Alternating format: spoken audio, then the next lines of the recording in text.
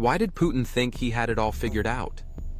A tiny village called Nadiia, just 25 people, barely a dot on the map, was supposed to unlock the door to Kharkiv and the wider Donbas region. He captured it, and just weeks later, he lost it. Hard. In one of Ukraine's most brutal assaults of the war, elite forces launched a relentless 30-hour operation that completely shattered Russia's position in a key battleground. Now, Russia's defenses are in ruins. Ukraine just pulled off a kind of victory that's eluded them for years. A turning point that could reshape the fight for eastern Ukraine. Here's how it all went down.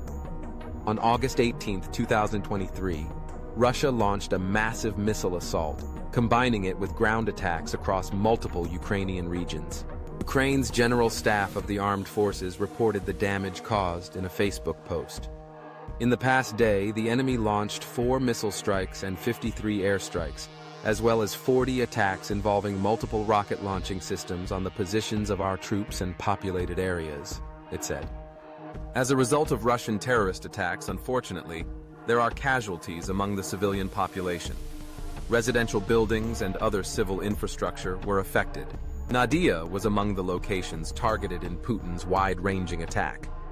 Ukrinform reported that the village experienced enemy artillery and mortar fire as Russia began a renewed campaign to take it back. That initial assault wasn't successful. However, it triggered a multi-month battle over the tiny village that culminated in a seemingly final battle on January 4th. Russia won. Forces from Putin's Zapad, or West, group stormed the small village of Nadiia, killing up to 590 Ukrainian troops in a single day. At least, that's according to a report published by Russia's defense ministry. Putin's victory came on a day when Russia also claimed to have killed around 440 Ukrainian soldiers in battles involving Putin's center group, along with the destruction of an ammunition depot where 250 more Ukrainian troops died. Of course, this is all according to Russia, which makes the death claims spurious. But what is certain is that Putin succeeded in Nadiia. The village had been a thorn in his side ever since he lost it back in October 2022, and he had dedicated hundreds of Russian soldiers, along with artillery, mortars, and other munitions, to take it back. Putin had his route into Kharkiv once more, but it wouldn't last for long. Ukraine wasn't about to let the Nadiia issue lie. It couldn't. Allowing Russia to control the village would also mean giving Putin an opportunity to apply pressure on a key city that has already been devastated by Russia's invasion. So, Ukraine plotted and planned. For around 2 months, it prepared for a counteroffensive that would turn into one of its most remarkable achievements of the war so far.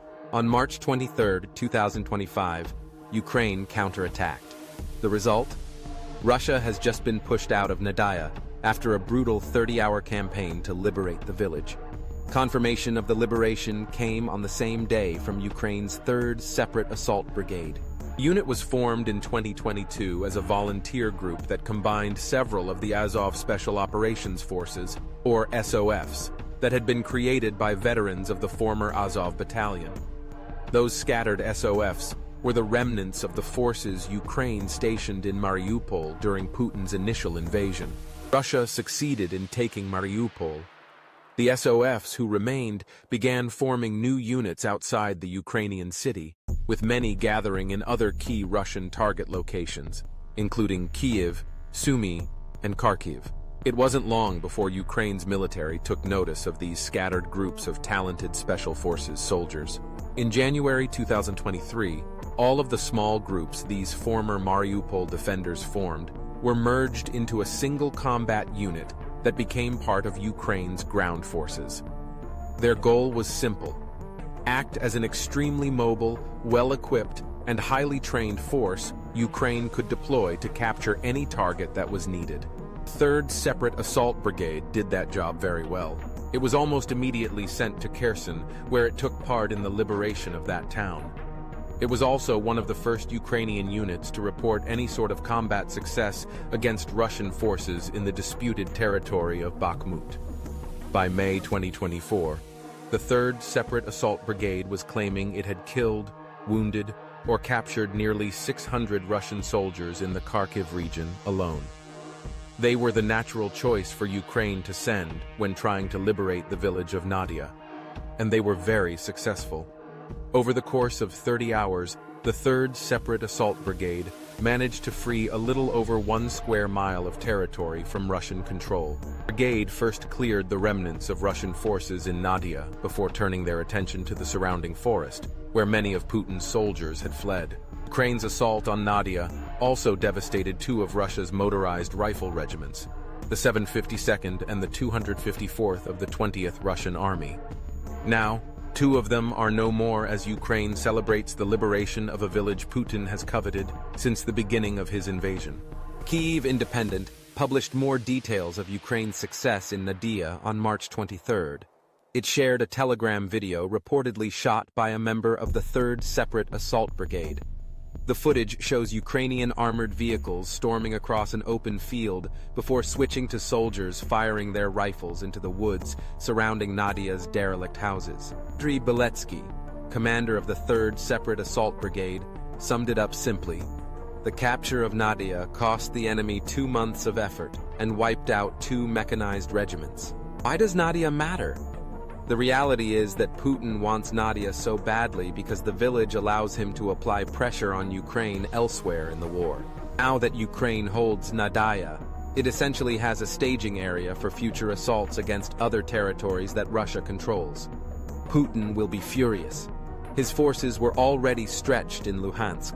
He never expected Ukraine to counterattack in Nadiia so soon after his troops took the village. Now, Russia's soldiers may find themselves dealing with more assaults in the future by a Ukrainian brigade that has a long track record of liberating territories Russia believed it controlled. Ukraine gets to apply pressure on Russia's forces with this capture. It also relieves pressure on its own soldiers. Capturing Nadiia means that Russia loses the ability to use the village as a staging area for attacks deeper into Ukrainian territory. As Volodymyr Fokin, commander of the 1st Assault Battalion of the 3rd Separate Assault Brigade, put it, "Overall, we've stabilized our defensive line and secured more advantageous positions for defense. That defense will be needed because Putin wants Kharkiv, even if he says he doesn't." Nadiia was key to capturing Kharkiv because it provided Russia's forces with a staging area and routes into other settlements that might have allowed Putin to surround and assault the city. Ukraine retaking Nadiia is a massive morale boost at a time when it really needs one. As the Telegraph noted, Ukraine has just experienced its first real win in Luhansk since the beginning of Putin's invasion. It's a reminder of why Ukraine keeps fighting. And who knows? The village might just become the key in Ukraine's efforts to both defend Kharkiv and retake Luhansk. With that said, thanks for watching, and until next time.